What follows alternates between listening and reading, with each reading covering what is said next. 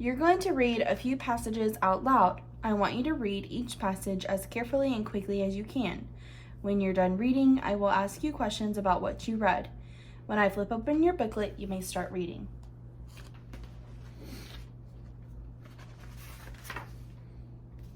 On an empty lot near the park, many people were hard at work. Several boys were cleaning off the lot. They picked up old boards, trash, and dry branches that covered the ground. Others cut the tall weeds and carried them away. Then all the girls raked the ground smooth. At last, a group of parents arrived. They put up swings and a seesaw and placed an old wooden boat beside a tree. Then they built a strong fence all around the lot. Now the children had a safe playground that everyone in the neighborhood had helped to make. Okay, stop there. Oh. Okay, now I'm going to ask you a couple questions about what you read.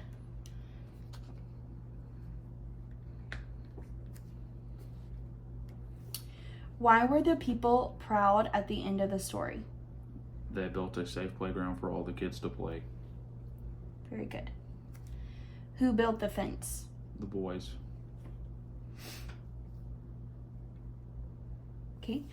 Who helped by raking? Oh, that was the boys. No, the girls raked the ground smooth. It was the girls. What were the boys in the story doing? Picking up sticks. What two words were used to describe the boat in the story? I don't know.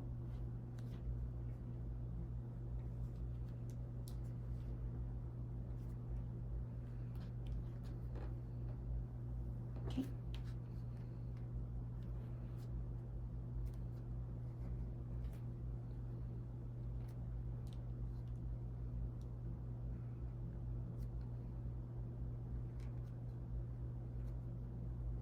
Okay. Okay, so I'm going to flip open the booklet, and then whenever I flip open the booklet, that's when you can begin to read. Okay.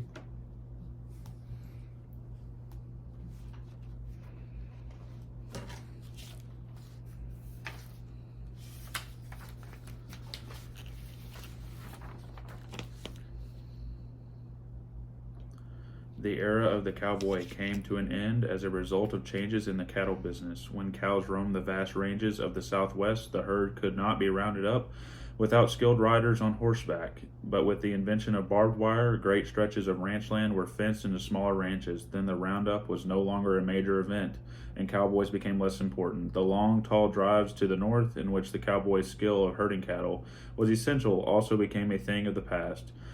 With the coming of the railroad, cattle could be shipped directly to the market. Very good.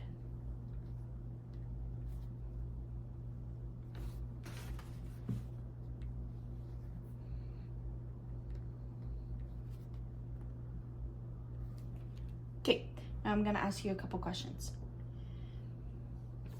The first sentence of the story gave a reason why the era of the cowboy had come to an end. What was that reason? Barbed wire and fences. What did the story say was the route that the cattle were moving? North. What did the story say was invented to limit great stretches of ranch land? Barbed wire.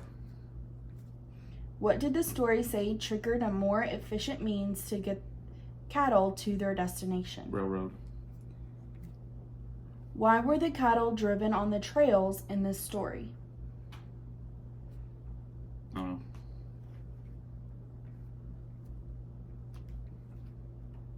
know. Getting them to the lots. I don't know. Mm-hmm.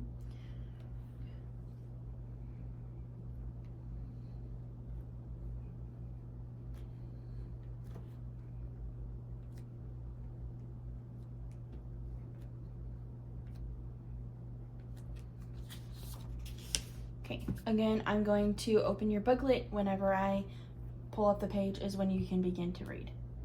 Okay.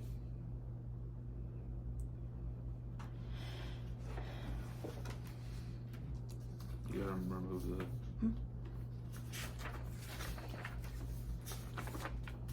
Oh, okay. Okay, you ready? Yep. Many American farm workers have been aided by the efforts of a shy, patient man named Cesar Chavez. As a youth, Cesar traveled from one farm to another, picking crops as they ripened. Since his family had no permanent home, Cesar had attended 37 different schools by the time he reached the 7th grade. As he grew older, he became increasingly concerned about the poverty and suffering of the farm workers. He began speaking to groups of workers about their need for safer housing and better health care. He convinced the grape pickers in California to join together and to strike for better pay and working conditions. A strong believer in nonviolence, he led many peaceful protests, marches, and organized the first successful farm workers union in the United States. Okay, now I'm going to ask you a couple questions. Mm-hmm. What 2 words were used to describe the man in the first sentence of the story? Oh. What crop did the workers gather in this story? Grapes. According to the story, the main character's family had no what? Home. What 2 things did the main character in this story tell the workers they needed?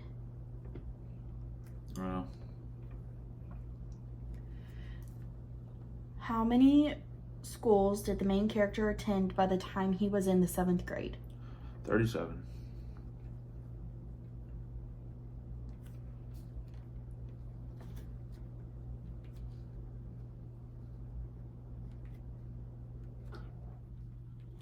Very good. Okay, I'm going to have you read another passage. One second, I'll open it for you. Oh, thanks. Okay.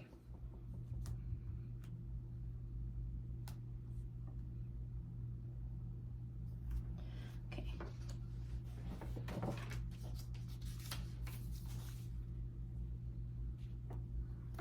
The gale's fury began to intensify as Winnie lugged the splintering rowboat onto the barren reef. Her younger brother had managed to stumble to shore through the churning surf, despite the gash on his leg and possibly a fractured wrist. The dim outline was huddled against a heap of debris above the waterline, his dismal remnant of other vessel that had met defeat near the treacherous shoals. With nightfall upon them, Winnie bent her energy toward diffusing a refuge from the approaching downpour. If she could conquer her fatigue and invert the battering hull, it would protect them until the storm had run its course. She knew that eventually they would they would be missed and no doubt sought by a patrol boat dispatched from the Coast Guard station in the vicinity. But Nat needed immediate treatment, and daybreak seemed an eternity away. Just then a feeble beacon and muffled drone emerged from the darkness.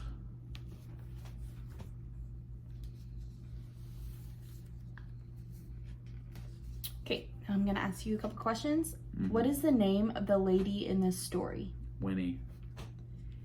What does the word bent mean in this story?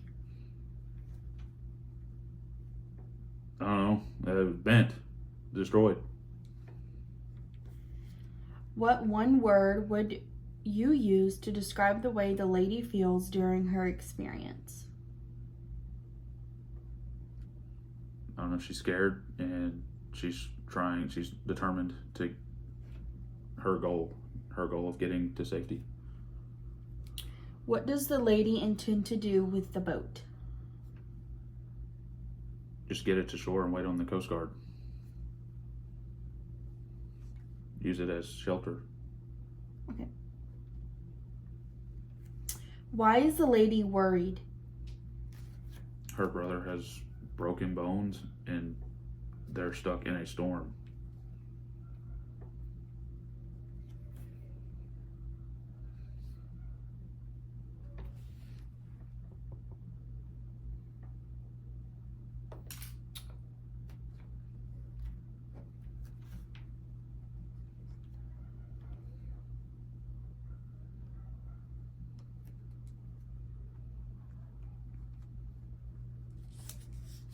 Okay. Can I have you read one more?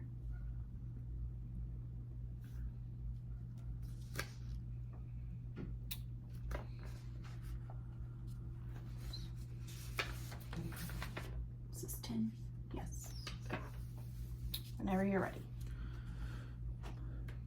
The entomologist had contemplated the hazards of working with a lethal strain of honeybee imported from Africa.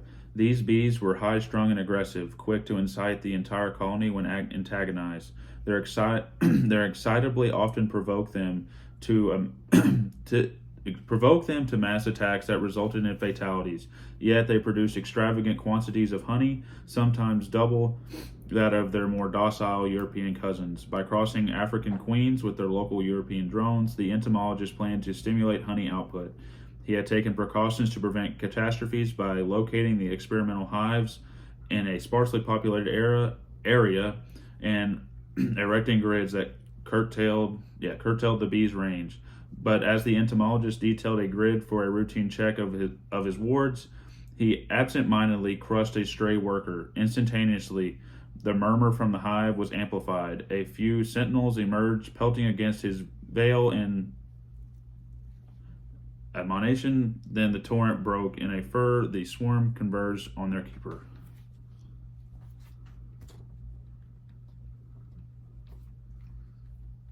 Okay, now I'm going to ask you a couple questions. Mm-hmm. What explains the man's cautious behavior? The murderous bees.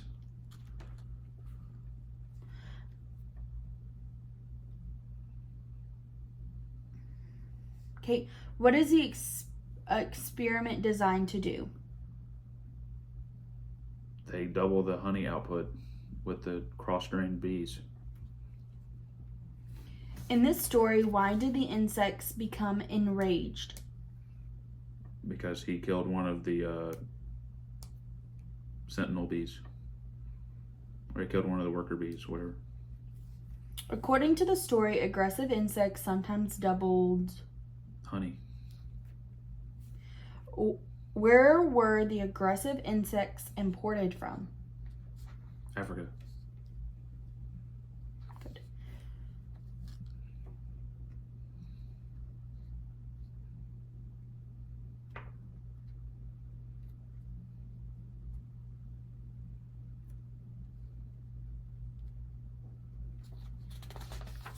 Okay.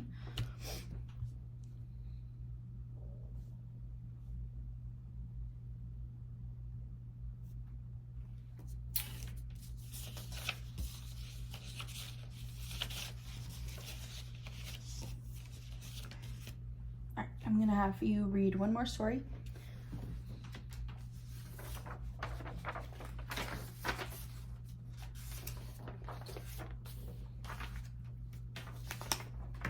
Okay. Whenever you're ready. There are sundry definitions of jazz, all of them vogue. Their vogueness seems imperative. However, if they are to accommodate the custom of jazz, to appropriate everything in sight, the receptivity to sources deprives from a dominant feature of jazz. Improvisation, the emphasis of improvising, entails an openness to the entire legacy of diverse musical elements.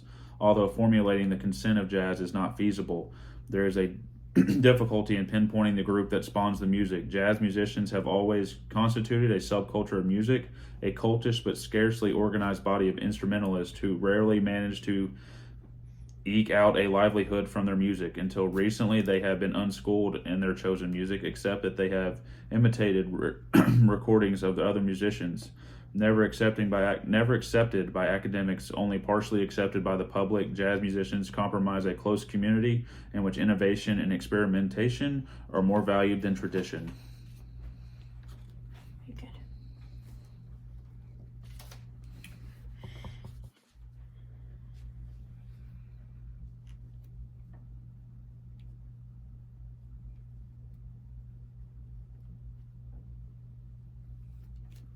Okay, what does the story state as to why jazz is difficult to define? Because it's a bunch of different type of music that are combined from other different types of music. Mm-hmm. Why are jazz musicians probably less organized than other musicians? I don't know. Here, I'll repeat it because I kind of stumbled. Why are jazz musicians probably less organized than other musicians? I don't know. Their personalities. Okay. According to the last sentence of this story, what two elements do jazz musicians value more than tradition? No. In this story, what one word described a dominant feature of jazz? No. According to the story, what group has never accepted jazz? Would it be their individual? But I guess you're off that question. Repeat the question you're on. According to this story, what group has never accepted jazz? The music industry.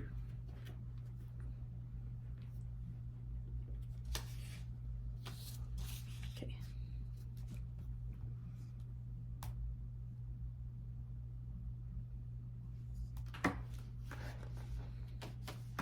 Okay, I'm going to have you read another story. Okay.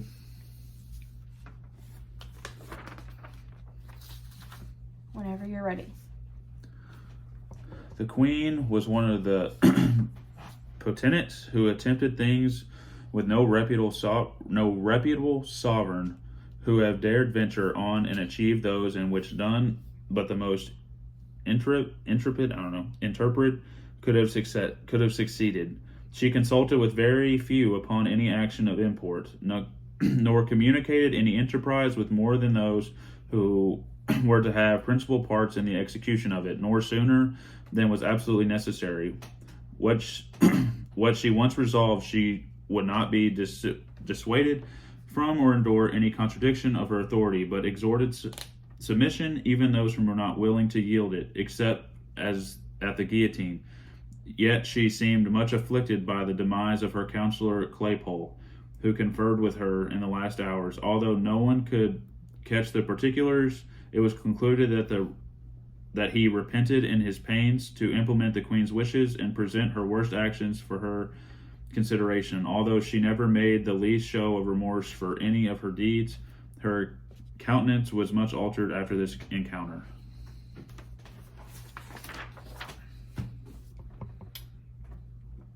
Okay, now I'm going to ask you a couple questions. Mm-hmm. What is the emphasis on this story? The queen. What was the queen's counselor's name? Claypole. What one word would you use to describe the queen's actions in this story? Excessive. What did the counselor probably tell the queen upon his death? I don't know.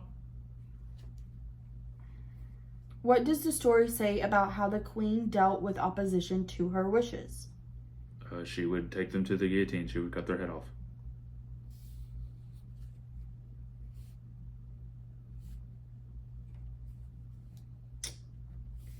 Okay.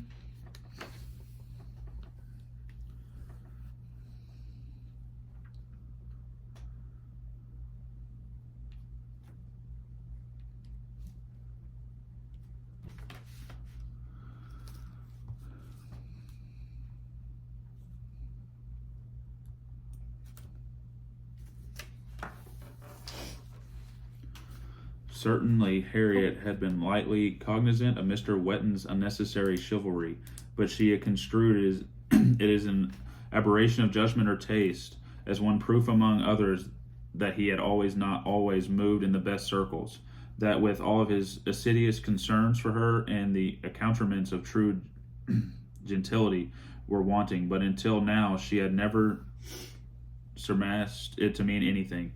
His manner must have been equivocal, or she could not have been so beguiled. Contrary to her wont, she found these protestations importunate and his proposal a breach of propriety. Of course, he wanted to marry well, but to have the temerity to hope for anything but amicable tolerance from one so manifestly his superior proved that he only wanted to aggrandize himself, so he need not trouble herself to feel clemency. He was proving himself assuming, conceited, very full of his own claims, and with little heed for his feelings of others.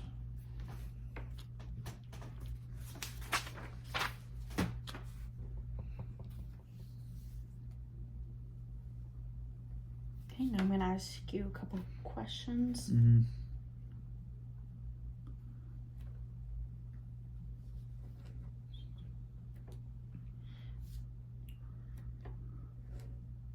Okay. What did Mr. Weston do to cause Harriet to react as she did? I don't know. I guess he was trying to hit on her. His chivalry is what she said, or his childishness. I don't know. How did Harriet regard Mr. Weston's motives? She didn't like him. How do you think the writer in this passage regards Mr. Weston? Oh, he's rude and full of himself.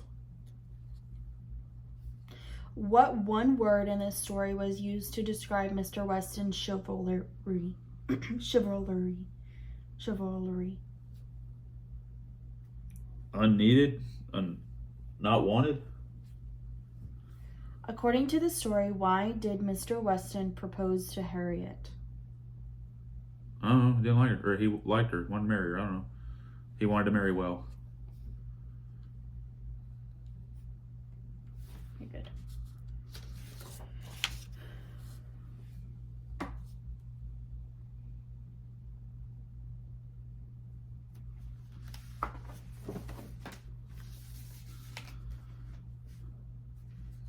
Okay, whenever you're ready.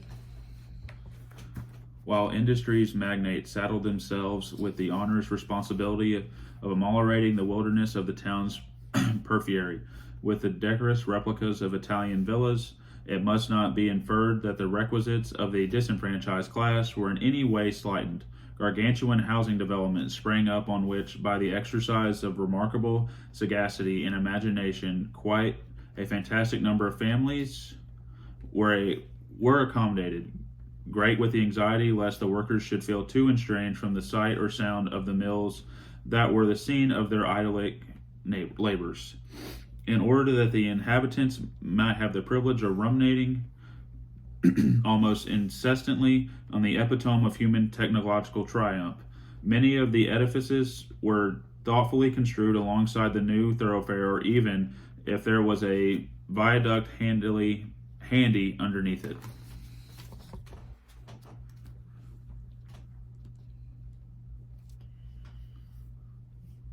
Okay.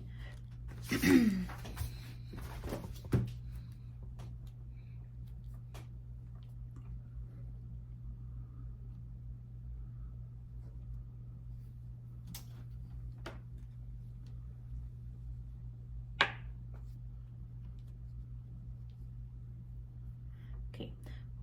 What is the tone of the story? I don't know. Where do the people work in this story? They're working on building houses. Which of the people's needs has been provided for in this story? The people who live in the neighborhood. What one word was used in the second sentence of the story to describe the housing developments? Gargantuan? The homes in the story are described as replicas of what? Italian villas.